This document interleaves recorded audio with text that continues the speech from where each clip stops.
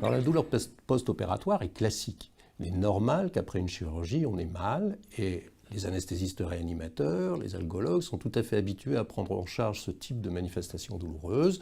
Mais parfois, cette douleur post-opératoire aiguë, elle n'est pas tout à fait pareille que celle qu'on pourrait attendre. Il y a des signes qui apparaissent, des signes qui sont un peu bizarres avec des patients qui deviennent plus sensibles à la douleur, plus sensibles au niveau de la cicatrice. Et cette évolution peut signer déjà le démarrage de ce que l'on va appeler un risque de douleur, d'apparition de douleur chronique post-opératoire.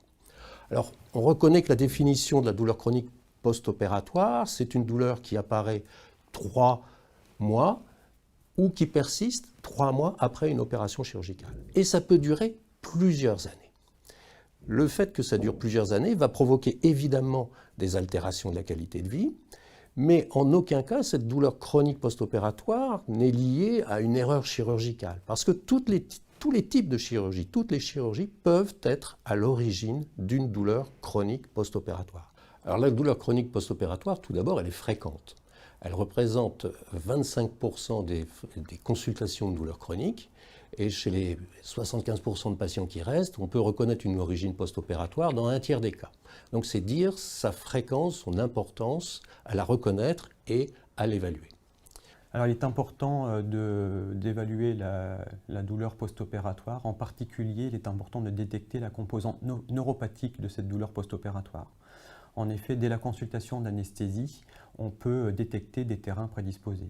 Aussi le sujet jeune, la femme, les patients qui ont des douleurs en préopératoire, des patients qui prennent des morphiniques en préopératoire, des patients anxieux sont des facteurs de risque qui augmentent le risque de composantes neuropathiques en post-opératoire. La détection de ces patients permet d'adapter la prise en charge thérapeutique de ces patients dès le bloc opératoire. De ce fait, la surveillance de la composante neuropathique en post-opératoire est primordiale, que ce soit en effet juste après l'intervention, mais également au domicile des patients, parce que l'identification de cette composante neuropathique permet aux équipes médicales d'adapter leur prise en charge et voire même, pour le médecin généraliste, d'orienter les patients vers une structure spécialisée. Alors les traitements de la douleur post-opératoire sont nombreux. Il est important de les adapter en fonction du type de douleur que l'on rencontre. En particulier, lorsqu'on a des terrains prédisposés, lorsqu'on constate une douleur neuropathique, il est essentiel de modifier sa prise en charge.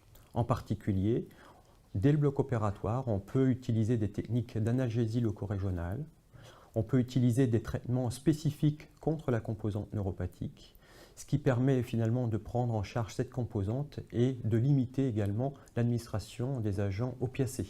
Ces mêmes agents opiacés qui peuvent, par leurs effets, augmenter cette composante neuropathique. On a vu que la douleur post-opératoire, c'était un traitement dans la période périopératoire immédiate, mais les douleurs post-opératoires, on a vu également qu'elles pouvaient survenir de manière retardée. Et là, elles nécessitent un traitement spécifique parce qu'elles sont souvent d'origine neuropathique, mais également d'origine viscérale. Et il faut savoir adapter les recours thérapeutiques, pas forcément avec des antalgiques usuels, pas forcément avec les paracétamol, tramadol, qui ne vont pas marcher, mais avec des traitements de douleurs neuropathiques, avec des traitements que nous, on appelle anti-hyperalgésiens, qui sont faits ici en consultation, pour que la sensibilisation, la chronicisation de la douleur puisse être atténuée.